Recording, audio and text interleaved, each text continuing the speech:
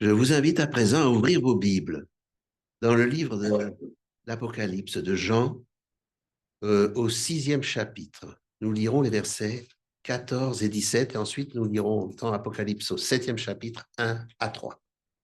Apocalypse 6. Les versets 14 à 17. En fait, c'est des versets qui se suivent, puisque c'est Apocalypse 6, 14, 17, et ensuite 1 à 3. Nous lirons dans la continuité. Le ciel se retira, tel un livre qu'on roule, et toutes les montagnes et les îles furent écartées de leur place. Les rois de la terre, les grands, les chefs militaires, les riches, les puissants, tous les esclaves et les hommes libres se cachèrent dans les cavernes et dans les rochers des montagnes. Et ils disaient aux montagnes et aux rochers, tombez sur nous et cachez-nous loin de la face de celui qui est assis sur le trône de la colère de l'agneau. Car le grand jour de leur colère est venu, et qui pourrait subsister? Après cela, je vis 4 anges debout aux 4 coins de la terre. Ils retenaient les 4 vents de la terre, afin qu'il ne souffle pas de vent sur la terre, ni sur la mer, ni sur aucun arbre. Et je vis un autre ange qui montait du côté du soleil levant, et qui tenait le sceau de Dieu vivant. Il cria d'une voix forte aux 4 anges à qui il avait été donné de faire du mal à la terre et à la mer: ne touchez pas la terre, ni à la mer, ni aux arbres, jusqu'à ce que nous ayons marqué du sceau le front des serviteurs de notre Dieu. Le Seigneur bénisse sa parole et son influence dans nos cœurs. Je laisse à présent la parole à notre frère Henri Passoire. Ah. Oui, oui, oui, il n'est pas dans la bonne position.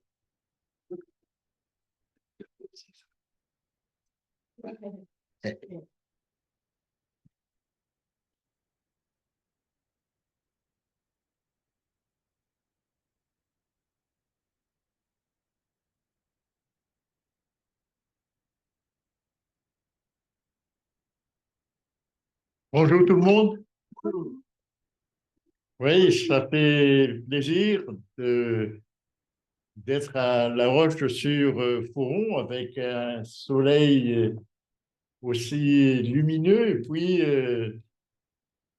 en présence des uns et des autres avec les témoignages de la foi que l'on a entendu tout à l'heure. L'enjeu pour notre temps aujourd'hui, c'est d'avoir la foi. C'est pour ça que les disciples ont demandé à Jésus: augmente-nous la foi.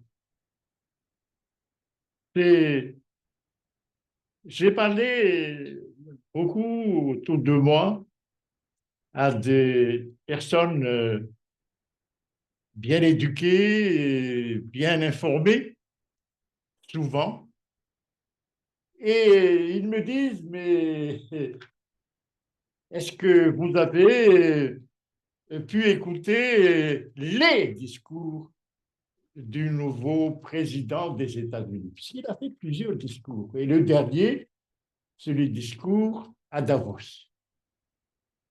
Eh bien, ce discours reflète la fin des temps et des signes majeurs que la fin va venir bientôt. Je répète, la fin va venir bientôt. Les personnes avec qui j'ai parlé ne voient pas cela. Pour voir cela, il faut porter les lunettes prophétiques de la Bible.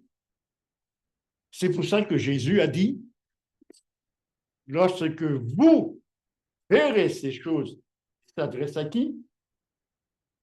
Le pronom personnel vous, les disciples.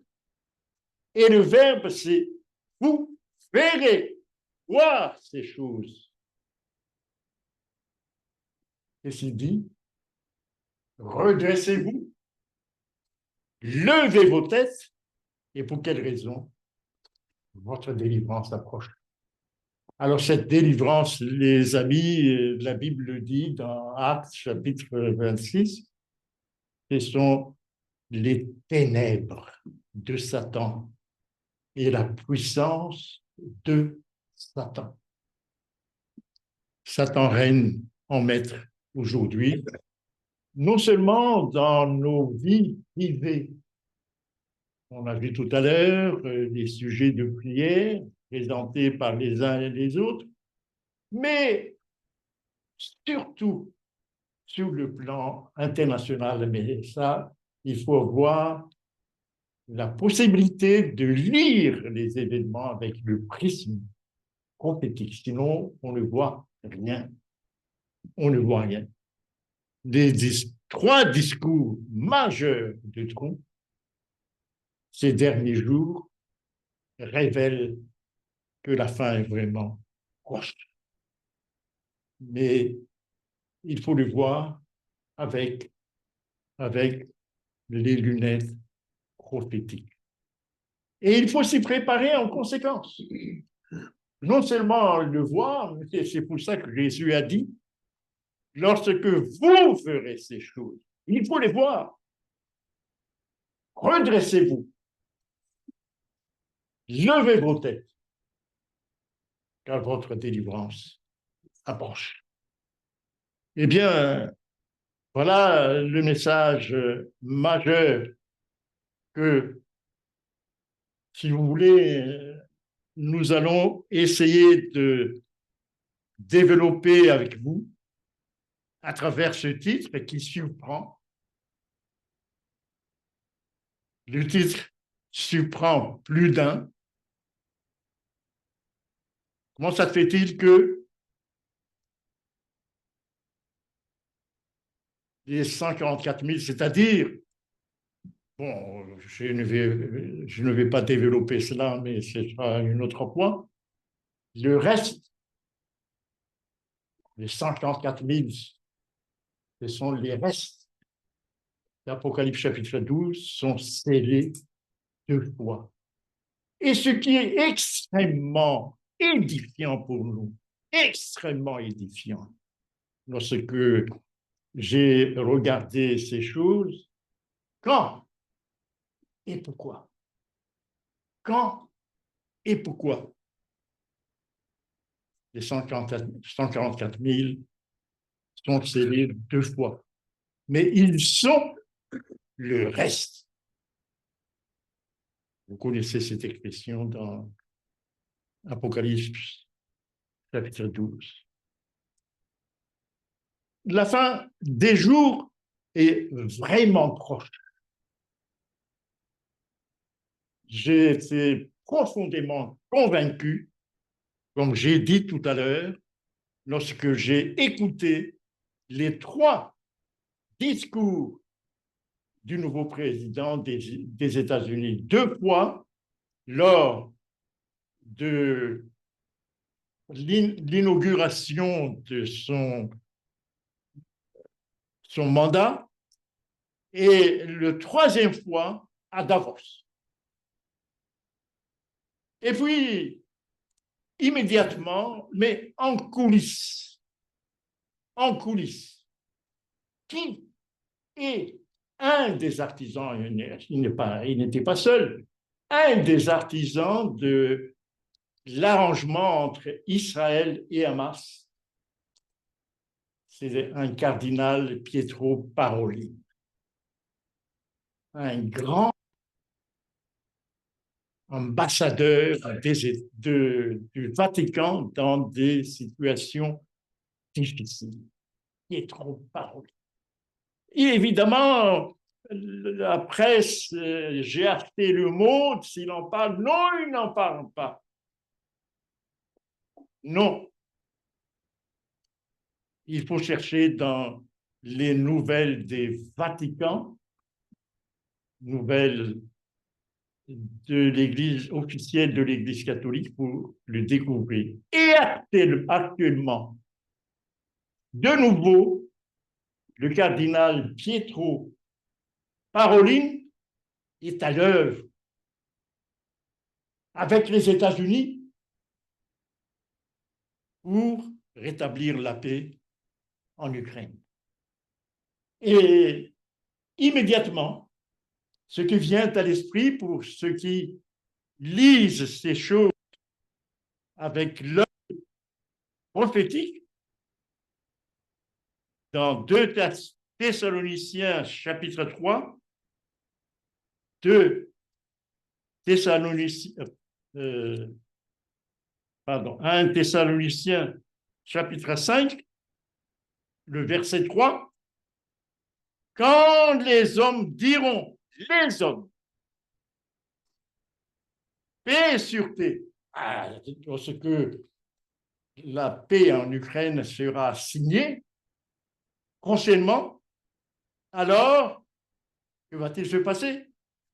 Une ruine soudaine les surprendra. La fin du monde sera immédiatement après, dans la chronologie.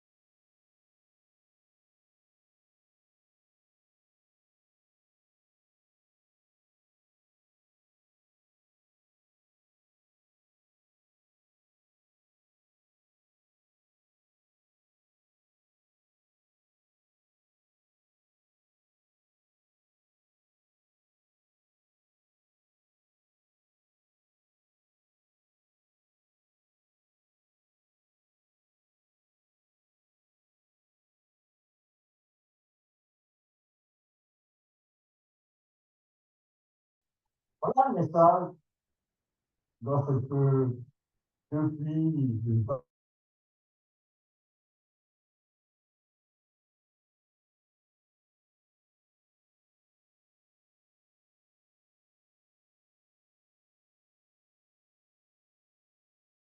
Que le groupe de La Roche entreprend d'étudier le livre de l'Apocalypse. C'est une excellente initiative. Il faut le faire avec prière et avec persévérance. Puisque là, vous allez comprendre les événements qui nous entourent. Donc, la fin des jours est proche. Et savez-vous que le 18 janvier dernier, donc il y a quelques jours, tout cela se précipite en même temps que l'inauguration de Trump, l'Église catholique vient de rejoindre l'œcuménisme, où déjà se trouve un, les évangéliques, l'Alliance évangélique mondiale, deux, le Conseil œcuménique des églises de Genève, qui regroupe toutes les églises protestantes actuelles, dont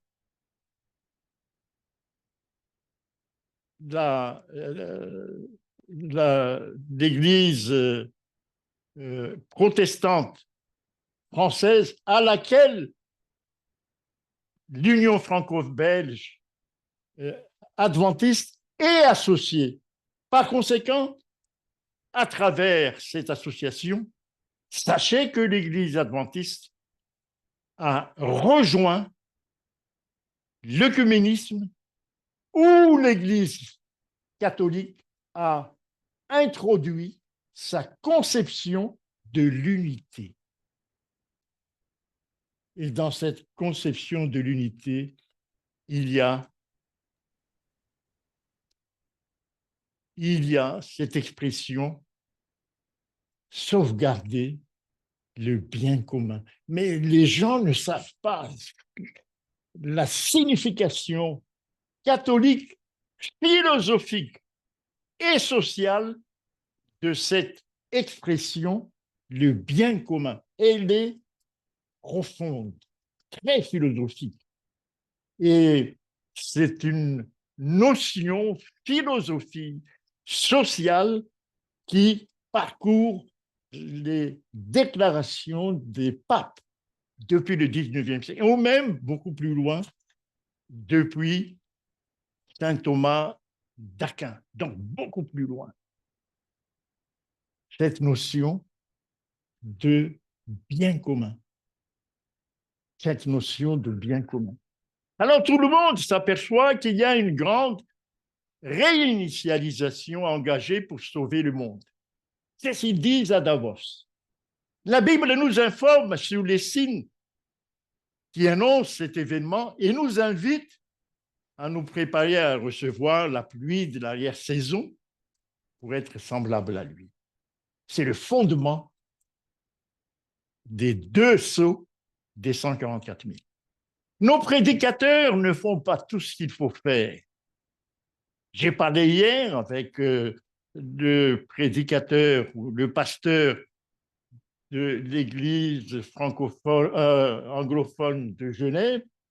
Je lui ai dit, puisque j'ai assisté il y a à peu près quelques semaines à sa prédication, il parle de l'amour de Dieu. Oui, Dieu est amour. Les gens sont au courant de cela. Il faut juste ajuster ce qu'est réellement l'amour de Dieu. Mais ce n'est plus le message. J'ai dit au pasteur, il faut prêcher le message pour le temps présent.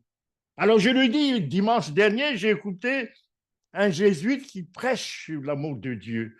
Mais n'importe quel pasteur, qu'il soit adventiste ou catholique, ferait exactement la même chose. Mais ça, ce n'est pas le message actuel. J'ai dit à ce pasteur, il n'a rien dit. Parce que ça crève les yeux. L'appel à prêcher la vérité présente. Ça crève les yeux. Et les gens ignorent la possibilité de lire les événements, les signes des temps à travers les lunettes prophétiques. C'est ça le message actuel, puisque c'est proche. Ces accords de paix entre Israël et Hamas et bientôt entre Ukraine et la Russie, c'est rétablir la paix et la sûreté. Alors une ruine soudaine viendra. Nos prédicateurs ne font pas tout ce qu'il faut faire. L'attention du peuple devrait être attirée sur les importants événements qui sont très proches. Les signes des temps devraient être gardés toujours présents dans leur mémoire. Les visions prophétiques de Daniel et de Jean dans l'Apocalypse prédisent une période de ténèbres et de décadence. Mais au moment de la fin, et c'est le cas aujourd'hui, et le temps dans lequel nous vivons maintenant, la vision doit parler, mais non mentir. Et quand les signes annoncés commencent à arriver, et c'est le cas maintenant, ceux qui attendent et qui voient sont appelés à se redresser et à lever leur tête et se réjouir, car c'est un message de joie. Leur délivrance approche. Cette année 2025 qui vient de commencer il y a à peine un mois, c'est proclamé par le pape comme année jubilée. Il fait allusion au Moédine, les fêtes d'Israël, et en particulier à la notion de jubilé. Mais c'est aussi et vous l'avez certainement suivi à la télévision, la mise en place du nouveau président des États-Unis, Donald Trump, qui s'appuie sur le fameux projet de à peu près 1000 pages, projet 2025. Il y a donc coïncidence dans le projet 2025.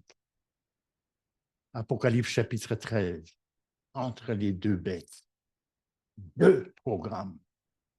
Jubilé 2025, projet 2025. Et dans le projet 2025, à la page 589, il est dit clairement de mettre en place la loi de dimanche. Et ceux qui ne respectent pas doivent être sanctionnés. C'est écrit noir sur blanc à la page 589.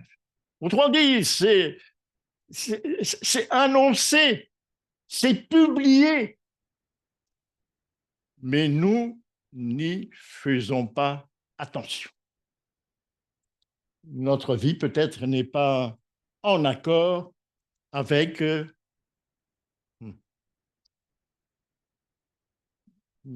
la gravité des événements qui sont devant nous.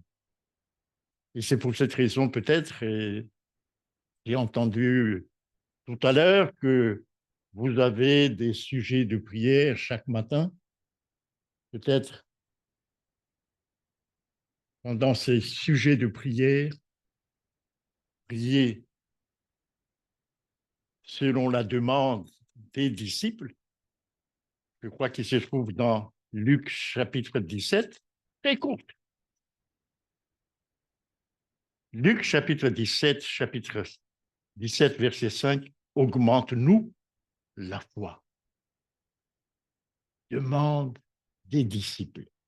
Augmente-nous la foi pour affronter les événements qui sont devant nous. Alors, avant la venue de Jésus, c'est clair, les deux bêtes d'Apocalypse 13 vont concourir pour instaurer la marque de la bête, juste au seuil des 7 fléaux, avec le soutien des rois de la terre. Et il y a donc cette convergence. Les rois de la terre vont soutenir le proche. La bête léopard proclame l'année 2025 comme une année jubilée de l'Église catholique. J'ai assisté au discours du pape en rapport avec ça. Et il dit, pour s'indigner des choses qui ne vont pas et d'avoir le courage de les changer. Voilà ce qu'il a dit le pape dans son discours pour inaugurer l'année jubilée, pour s'indigner des choses qui ne vont pas et d'avoir le courage de les changer. Attention à cette dernière partie, les changer. Les changer, avec tous les pouvoirs qui sont entre leurs mains. J'ai parlé tout à l'heure du discours de Trump. Quelle affirmation d'une puissance! On a l'impression qu'il a tous les pouvoirs entre ses mains. Ça, c'est Apocalypse chapitre 13. C'est incroyable cette affirmation. Et c'est pareil pour le pape. Apocalypse chapitre 13. Et ensuite, et ne pas attendre passivement. Dit le pape, ne pas attendre passivement. Donc il faut agir. Et se laisser bouleverser, dit-il encore, par le rêve de Dieu, le rêve d'un monde nouveau où règne quoi? la paix et la justice. Là, les discours du pape pour le jubilé devant nous. Et il termine, ce qui nous engage à transformer le monde. Il a écrit un livre que j'ai à la maison, c'est le temps de changer le monde. Ce qui, dit-il, nous engage à transformer le monde. Autrement dit, il y a un projet mondial que les deux vont essayer d'appliquer, c'est de transformer le monde selon leur conception. Mais on verra une expression qu'ils utilisent en permanence qui est chargée de signification majeure, cette notion de bien commun. C'est galvaudé, on entend ça partout, mais attention, l'Église catholique lui donne une signification sociale, politique, internationale et religieuse bien définie. Mais une occasion, peut-être, je parlerai de cette notion, le bien commun, projet social, politique, économique, monétaire de l'Église catholique. De l'autre côté, l'Amérique qui monte de la terre va mettre en place le projet qu'ils appellent Christian nationalisme, le nationalisme chrétien. Pour faire passer des lois qui reflètent leur conception de la chrétienté. Et Trump a dit, désormais, c'est fini.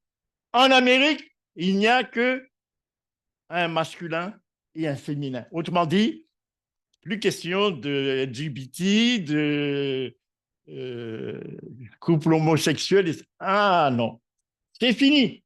Il a dit clairement.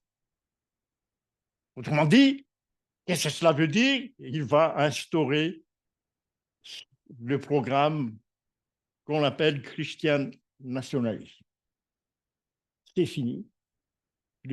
On appelle ça wokisme de Biden, c'est fini. Non. Et actuellement, en France, le wokisme est rampant parce que à partir du mois de septembre prochain, depuis l'âge de 3 ans jusqu'à la fin du secondaire, il y aura une éducation sexuelle des enfants. Le wokisme, mais il y a une hésitation, mais on verra ce que le nouveau ministre de l'Éducation va faire pour résister à des oppositions là-dessus. Là, tout ça, ce sont des signes. Des signes. Pour faire passer des lois qui reflètent leur conception de la chrétienté. Et une de leurs conceptions de la chrétienté, c'est cette notion de bien commun. Cette notion qui apparaît floue, mais qui cache derrière tout un programme. Et les gens ne sont pas au courant de ce programme. De leur conception de la chrétienté et ses rôles des chrétiens en politique et dans la vie sociale. J'ai résumé là, en quelques mots, le programme, le bien commun.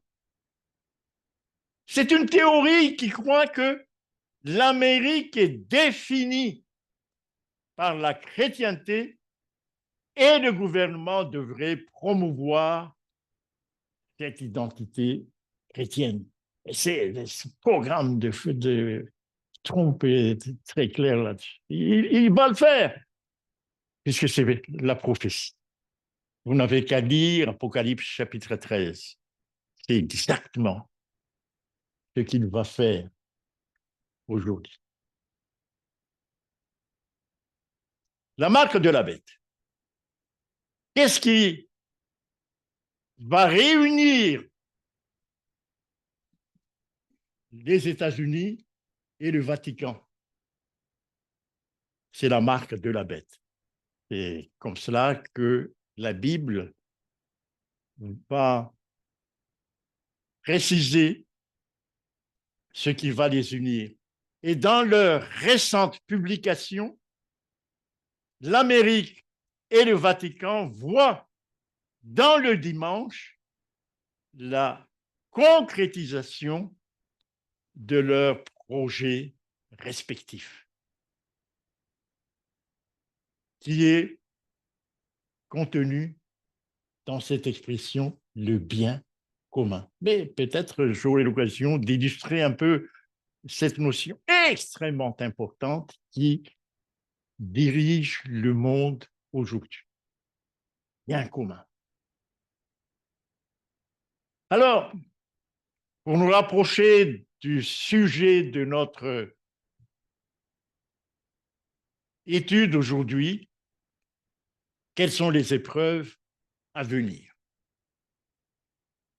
Actuellement, nous entendons des tremblements de terre. On n'en parle pas tellement, mais le plus récent, c'est tremblement de terre catastrophique au Tibet et autour du Tibet, Népal, les Indes, etc. On n'en parle pas parce que c'était masqué par l'événement, l'inauguration de Trump. Actuellement, donc, nous entendons des tremblements de terre, mais on n'en parle pas tellement, puis ça a été masqué. Des incendies. J'ai regardé encore hier, les incendies en Californie reprennent de plus belle. Et lorsque vous voyez de belles maisons, magnifiques maisons qui sont réduites en cendres, eh bien là, ça veut dire quelque chose. C'est à ce moment-là qu'ils vont appliquer cette notion de bien commun. Et ça, Ellen White en a parlé. Elle n'utilise pas la notion de bien commun, mais elle emprunte d'autres expressions pour nous dire que la loi de dimanche va être promulguée en relation avec cette notion. Des catastrophes en mer et sur terre, de pestilence, de famine. Ce n'est seulement que le début de ce qui va arriver. La description du jour de Dieu est révélée à Jean par le révélateur. Le cri de myriades de terrorisés est parvenu à l'oreille de Jean. Le grand jour de sa colère est venu. Et il peut subsister. L'apôtre lui-même était impressionné et submergé. Et si des scènes semblables et si effrayants vont venir sur un monde coupable, où le peuple de Dieu doit-il se réfugier? Où le peuple de Dieu doit-il se réfugier? Où le peuple de Dieu doit-il être scellé? Comment seront-ils protégés jusqu'à la fin de la colère? Jean a vu les événements de la nature, tremblements de terre, tempêtes, conflits politiques, incendies, représentés comme retenus par 4 anges. On a lu tout à l'heure le texte dans Apocalypse. retenus par 4 anges. Ces vents sont sous contrôle. Jusqu'à quand? Jusqu'à ce que Dieu leur donne l'ordre d'être libres. Jusqu'à ce que Dieu leur donne l'ordre d'être libres. Il y a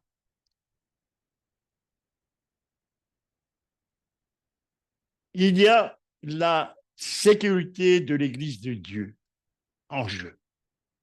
Seuls ceux qui se sont repentis et confessé leurs péchés pendant l'antitype du grand jour d'expiation, lorsque Jésus plaide encore pour nous en tant qu'avocats, seront reconnus et signalés comme dignes de la protection de Dieu. Être scellés, dignes de la protection de Dieu. Ce scellement des serviteurs de Dieu est le même que ce qui a été montré à Ézéchiel en vision dans Ézéchiel chapitre 9. Je vous invite à relire Ézéchiel chapitre 9. Jean a vu la mer et les vagues mugissant, et les cœurs des hommes leur font défaut par peur. Il voyait la terre dérivée et les montagnes jetées au milieu de la mer. Ce qui se passe réellement, c'est une citation d'Ellen White que j'emprunte ici. Et ça, c'est en rapport avec avant la fin du monde, dans Apocalypse chapitre 6, ce qu'elle dit là, Apocalypse chapitre 6, les montagnes vont être bougées, Apocalypse chapitre 6, verset 14. Il voyait la terre dériver et les montagnes jetées au milieu de la mer. Ce qui se passe réellement, Apocalypse chapitre 6, verset 14, entraînant le rugissement et la turbulence de l'eau, et les montagnes ébranlées en se soulevant, ces montagnes qui sont devant nous ici. Il a vu des fléaux, pestilence, famine et la mort exécutant leur terrible mission.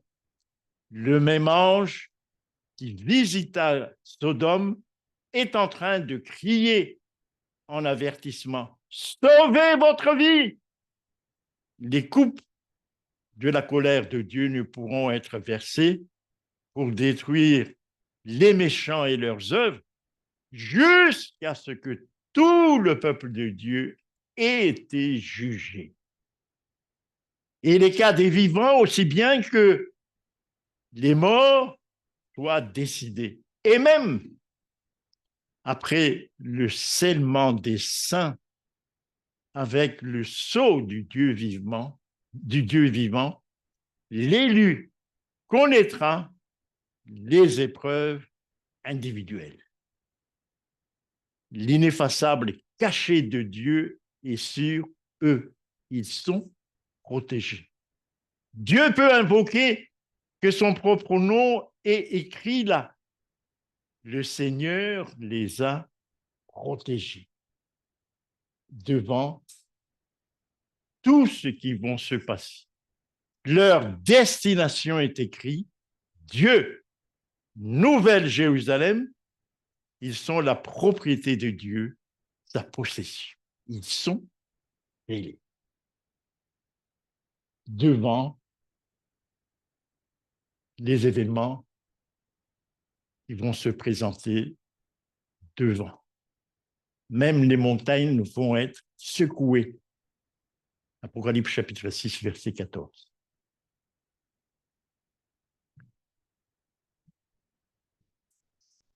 Citant Apocalypse chapitre 12, verset 17. La servante du Seigneur écrit, Apocalypse chapitre 12, verset 17.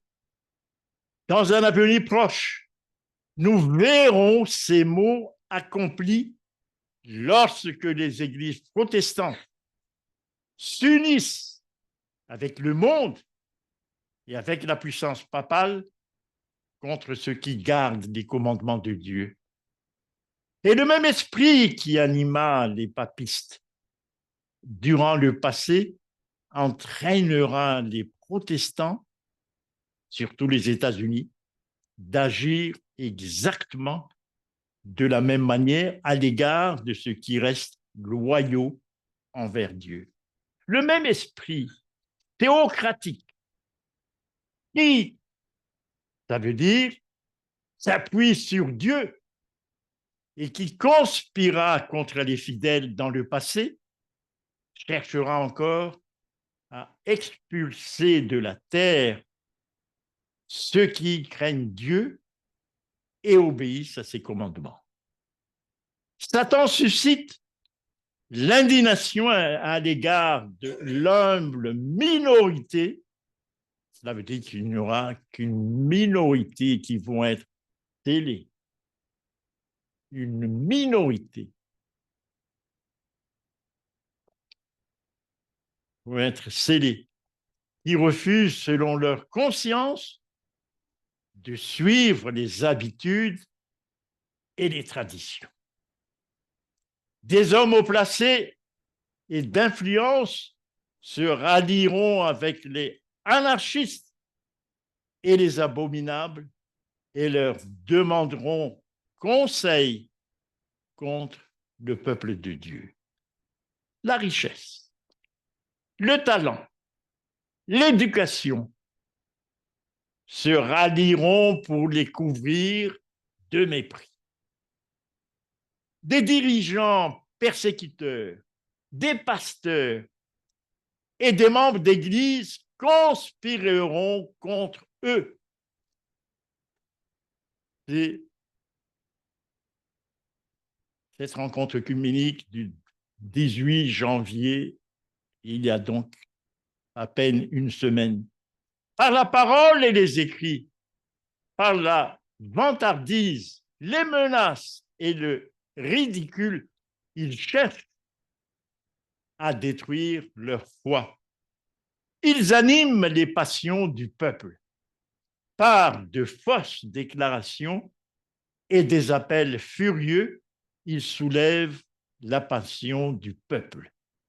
Et à l'instar des pharisiens d'autrefois, irriter la récusation de leur autorité, les conducteurs religieux dénonceront le message comme venant de Satan, et pousseront les foules à malmener et à persécuter ceux qui les proclament. Commentant Apocalypse 18, verset 1 à 3, la servante du Seigneur écrit: c'est une colère engendrée par les fausses doctrines. Les fausses doctrines. Le monde actuel repose sur des mensonges, des fausses doctrines. Et quand les rois et les présidents boivent le vin de la fureur de sa fornication, c'est-à-dire ces fausses doctrines qui nourrissent la direction du monde, ils ont soulevé la colère contre eux, contre ceux qui ne sont pas en harmonie avec les fausses et sataniques hérésies et exaltent le faux sabbat et entraînent les hommes à fouler aux pieds le mémorial de Dieu. Ah, voilà ce qui va se passer. Bon, alors, je vous ai dit, peut-être une fois, on fera une étude sur cette notion fondamentale du bien commun qui va entraîner l'adoption de la marque de la bête. Décret universel. À la fin, un décret universel les dénoncera comme passibles de mort.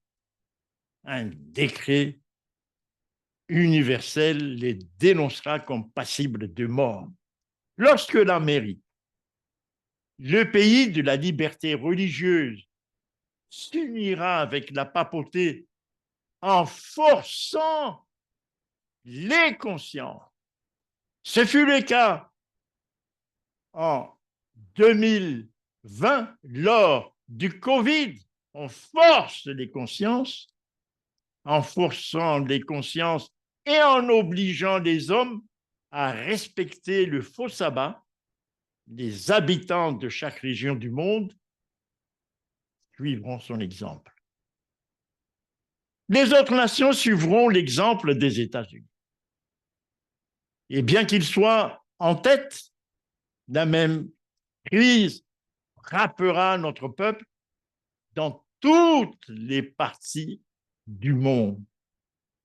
À l'heure où le peuple de Dieu sera privé de la protection des lois humaines et où approchera le moment fixé par le décret, il se produira simultanément dans différents pays un mouvement en vue de l'extirpation de la secte détestée, ceux qui gardent les commandements de Dieu et le témoignage de Jésus. Le reste. Une nuit sera choisie pour porter un coup décisif qui réduira au silence les voix dissidentes et réprobatives. Nous savons peut-être que le moment est venu pour l'œuvre merveilleuse de Satan et que la fin est proche. Quand le protestantisme tend sa main à travers le gouffre pour serrer la main de la puissance romaine, quand il franchira l'abîme pour battre des mains avec le spiritisme, c'est le cas le 18 janvier dernier, il y a donc quelques jours, signature de l'œcuménisme mondial dirigé par les jésuites. Le spiritisme fera des miracles. Il guérira des malades et accomplira des prodiges incontestables. Romanistes, protestants et mondains montreront le même empressement à accepter les formes d'une piété factice et verront dans cette union un pas décisif, voilà l'objectif, du bien commun vers la conversion du monde et l'aurore d'un millénium si longtemps attendu. Voilà l'objectif du bien commun qui est marqué là.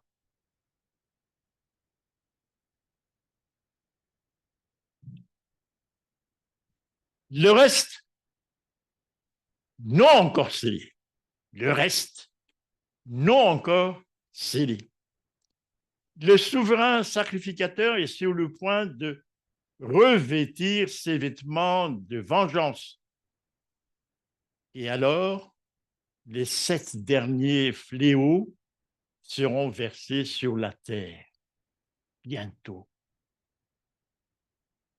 Mais le reste n'est pas encore scellé pour affronter les 7 derniers fléaux qui aboutira à la bataille d'Armageddon. Et parmi le reste,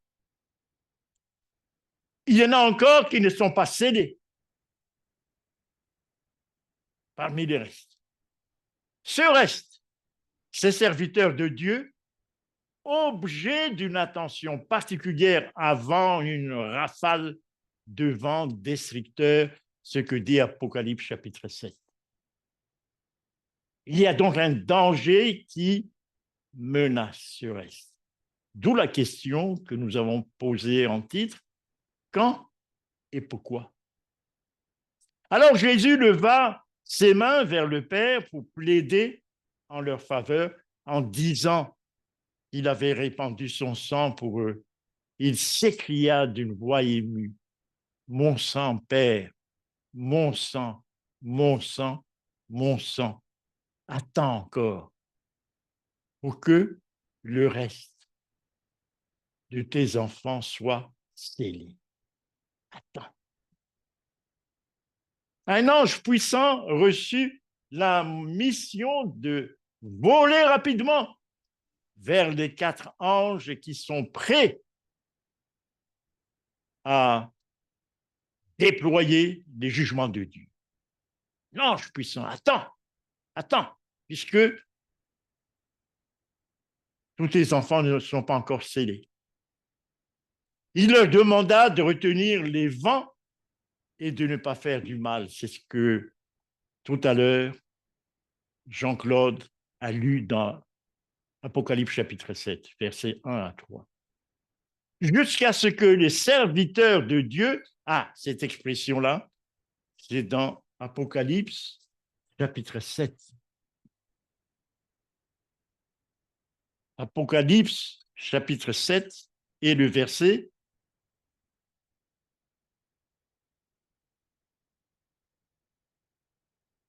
3, à la fin du verset 3, les serviteurs de Dieu. Oui, il y a ici donc des serviteurs de Dieu, les 144 000 qui ne sont pas encore scellés. Vous voyez, les doubles scellements des 144 000. Ils ne sont pas encore scellés. Il faut attendre qu'ils soient scellés. Voilà le double scellement. Parce que il y aura énormément de choses qui vont se passer. Ils doivent être scellés pour être protégés. Voilà le scellement des 144 000. Ils ont été scellés une première fois puisqu'ils portent le nom de les serviteurs de Dieu. Cette expression, les serviteurs de Dieu, est utilisée ici pour dire qu'ils étaient déjà scellés. Un premier scellement. Mais ils doivent être scellés une deuxième fois pour être protégés. C'est ça ce que dit Apocalypse, chapitre 7.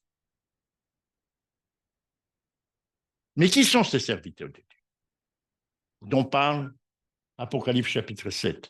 Le reste, non encore scellés, sont des serviteurs de Dieu. Ils ne sont pas encore scellés. Il faut attendre qu'ils soient scellés pour être protégés. Et en tant que tels, ont déjà reçu le sceau du Saint-Esprit, puisqu'ils portent le nom des serviteurs de Dieu. Ils étaient déjà scellés. Un premier sceau.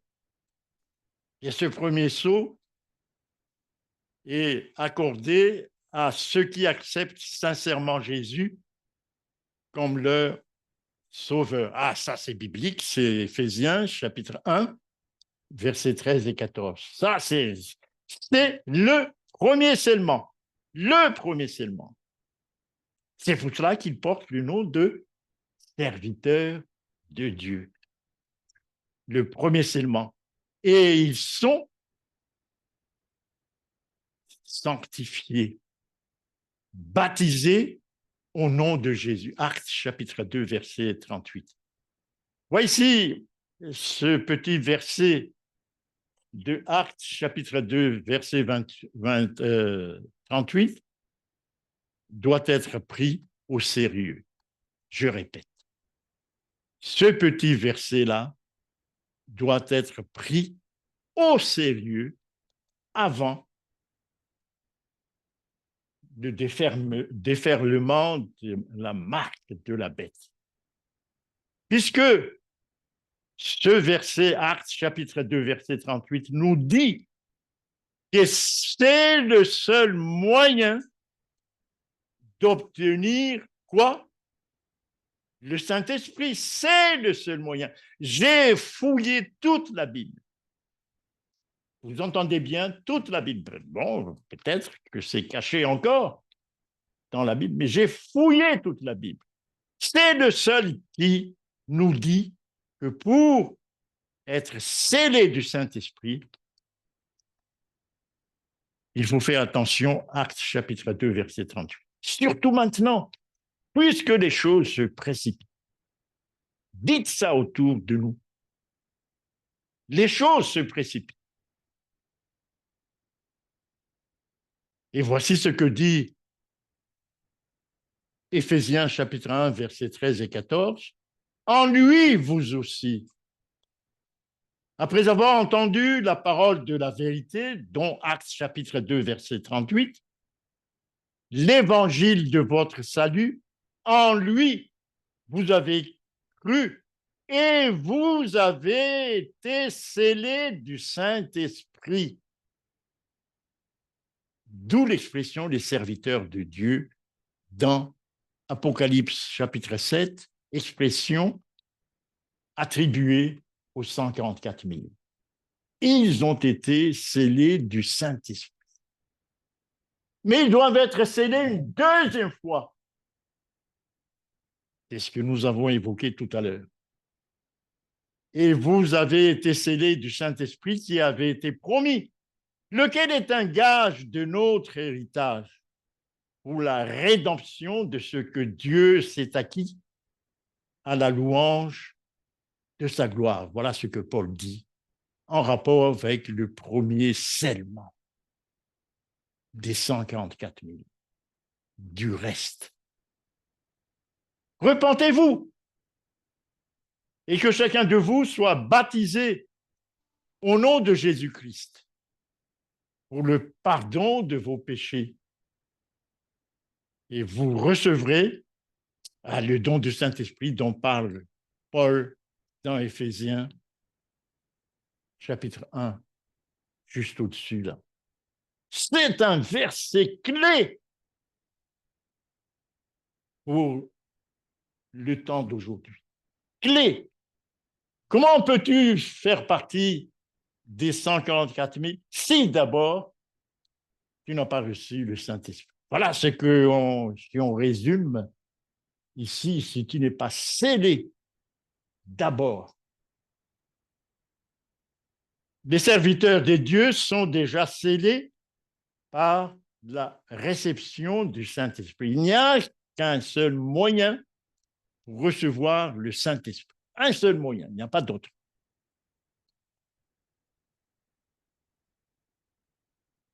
Le sabbat, le sceau de la loi de Dieu.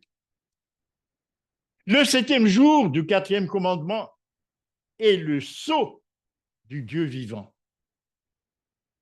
C'est le signe de la sanctification. Il y en a des versets que je vous inviterai à lire. Le sabbat est le signe de la sanctification. Il n'a qu'à lire Exode chapitre 31, versets 13 et 17, Ézéchiel chapitre 20, versets 12 et 20. Le sabbat scelle la loi parmi mes disciples.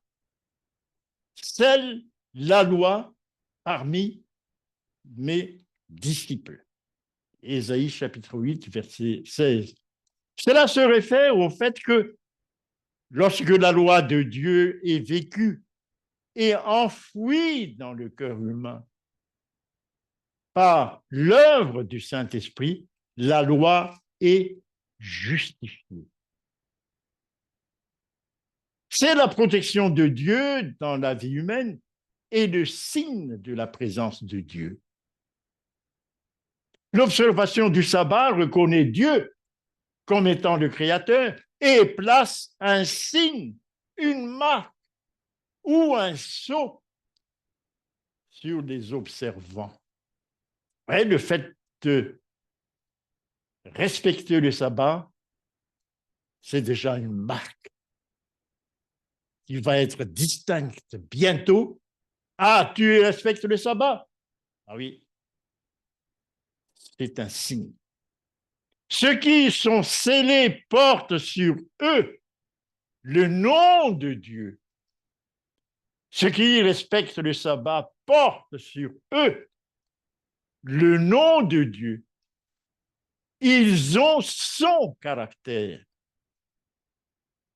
Il ne s'est pas trouvé de mensonge en eux, car ils sont irrépréhensibles devant Dieu. Tout ça, c'est dans Apocalypse chapitre 14, versets 1 à 5. Il y a donc 2 sceaux introduits dans Apocalypse chapitre 7. Il y a donc 2 sceaux qu'il faut bien distinguer. Il y a le scellement de la loi de Dieu parmi ses disciples, Ésaïe chapitre 8, verset 16, qui entraîne les disciples à respecter le sabbat, c'est le sceau avec l'onction du Saint-Esprit et le scellement du peuple de Dieu, car il honore le sceau de la loi. Apocalypse chapitre 7, versets 1 à 4. Les 2 sceaux sont inséparables. Seuls ceux qui honorent le sceau de la loi, en respectant le sabbat, et qui vont subir des persécutions, seront honorés par le sceau du Créateur sur ceux dont il promet de protéger lors du jour de sa colère et durant le temps de détresse qui viendra sur le monde en rébellion contre son gouvernement. Il y a donc un premier sceau sur les enfants de Dieu et un deuxième sceau pour la protection.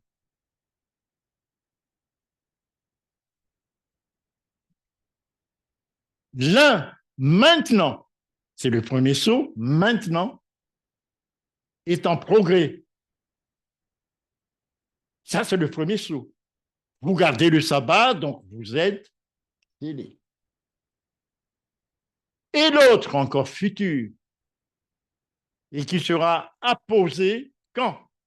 Juste avant la fin du temps de grâce, pour une protection, puisque là, la bataille sera féroce. Une protection. Nous serons distingués du monde, car Dieu a placé, le verbe avoir, a placé son sceau sur nous. Il y aura donc une distinction par rapport au monde, car il manifeste son propre caractère d'amour en nous. Notre Rédempteur nous couvre de sa justice. Il y aura donc un scellement, le deuxième scellement, pour une occasion spéciale, future. L'autre est passé si nous avons reçu le Saint-Esprit. Appel de Christ à tout son peuple de restaurer le sabbat. La vérité présente, le sceau de la loi, dans sa juste place dans leur cœur. Ça, c'est le scellement du sabbat. Satan déploie toute sa force pour contrarier la mise en place du sceau de la loi, c'est-à-dire le sabbat. N'aime pas nos positions à l'égard du sceau de la loi. Le sceau n'est pas du tout la pluie de l'arrière-saison, non, mais est donné après, juste avant la fin du temps de grâce. Il y a donc scellement, réception du Saint-Esprit, un peu plus loin, la pluie de l'arrière-saison, qui est donnée après et juste avant la fin du temps de grâce. Voilà la succession chronologique des événements devant nous.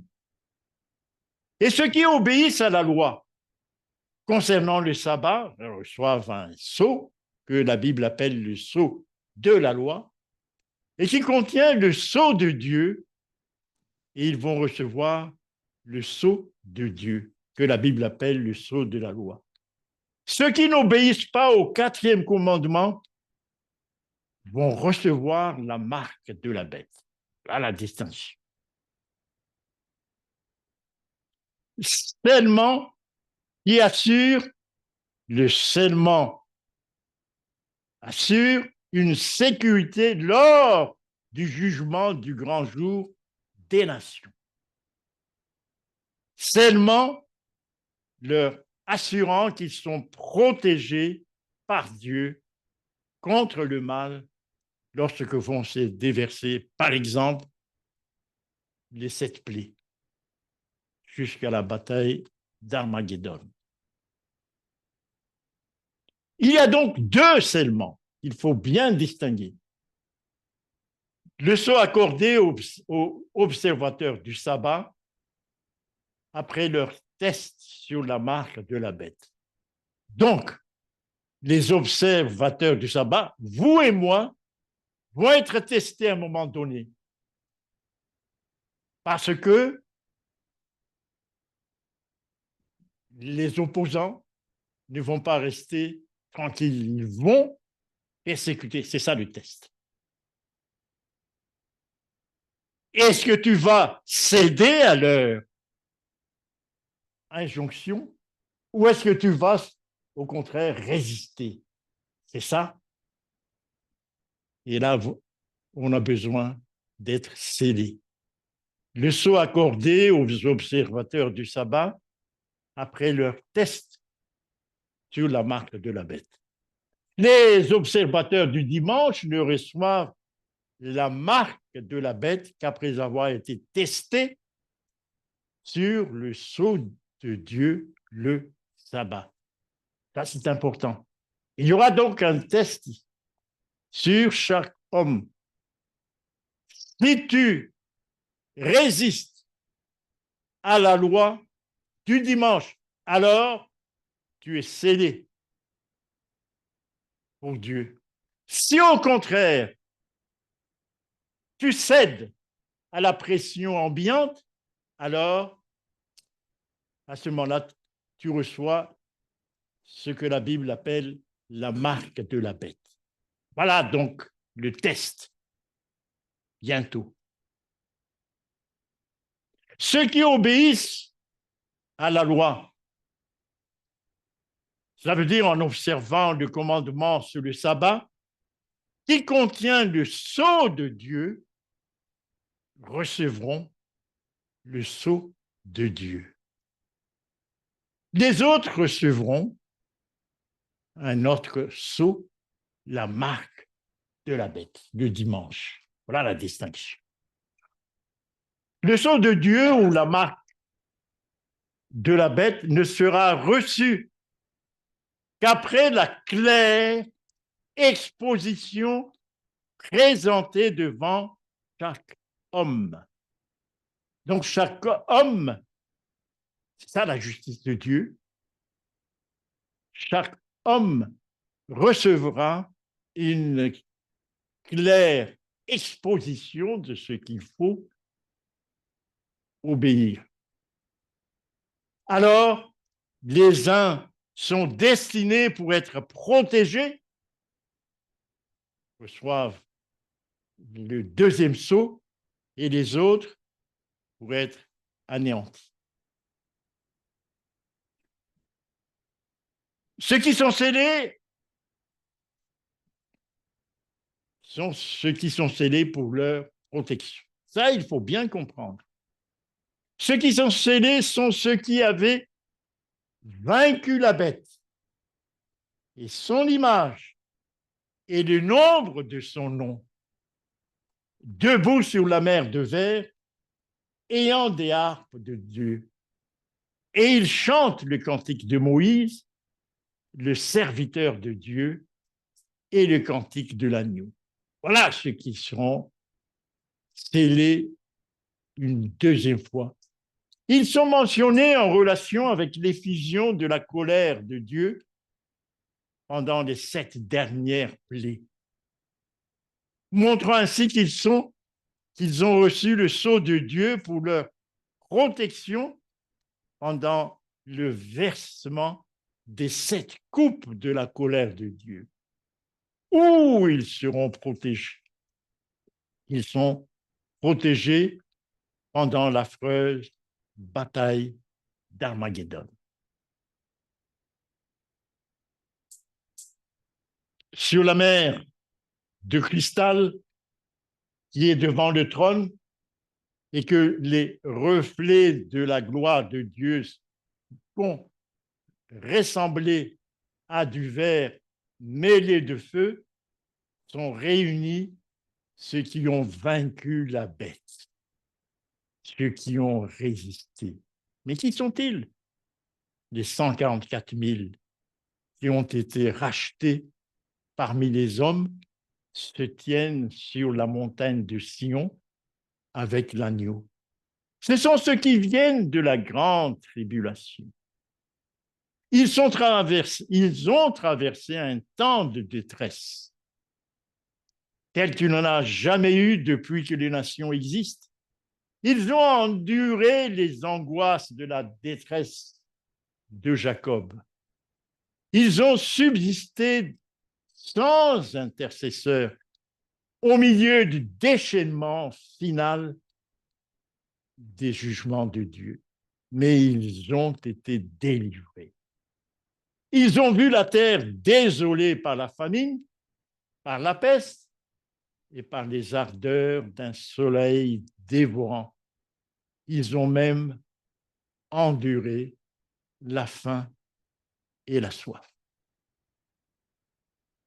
Et quand alors, je termine, le sceau spécial accordé au loyaux gardien du commandement juste avant le début du temps de détresse, lorsque Satan intensifiait des accusations des anges invisibles,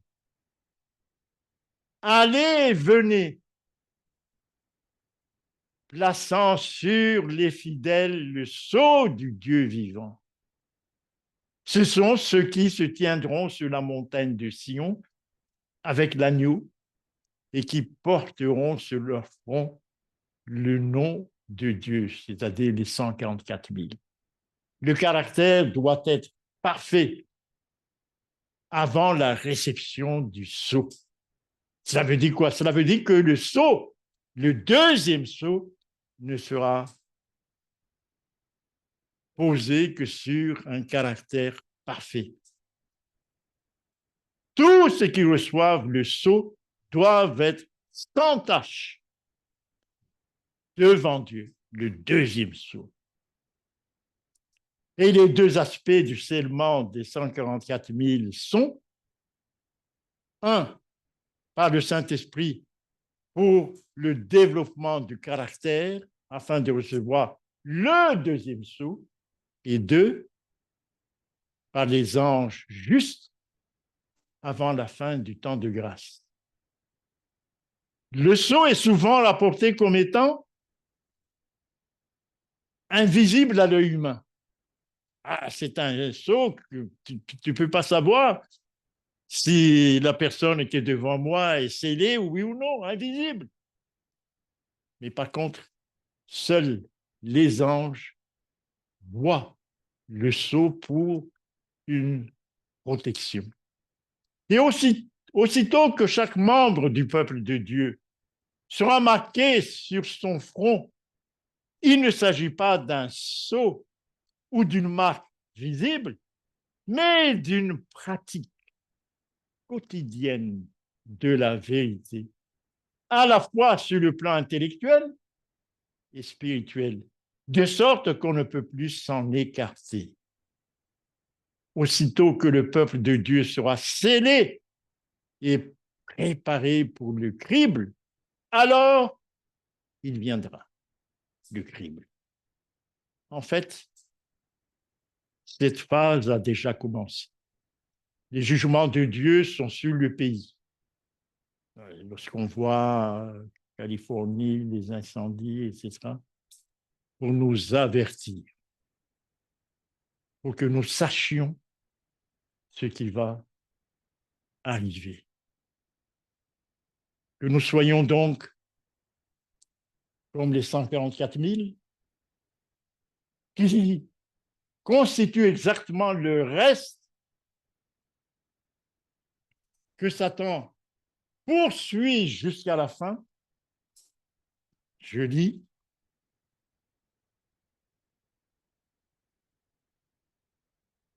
Le reste qui garde les commandements de Dieu, c'est-à-dire le sceau de la loi, et qui ont le témoignage de Jésus. Eh bien, que nous soyons parmi les 144 000, ce peuple favorisé avant le temps de détresse, qui sont scellés 2 fois. Pourquoi? Car ils vont traverser des moments extrêmement difficiles. Persécution, les 7 plaies, bataille d'Armageddon, etc. Amen. Amen.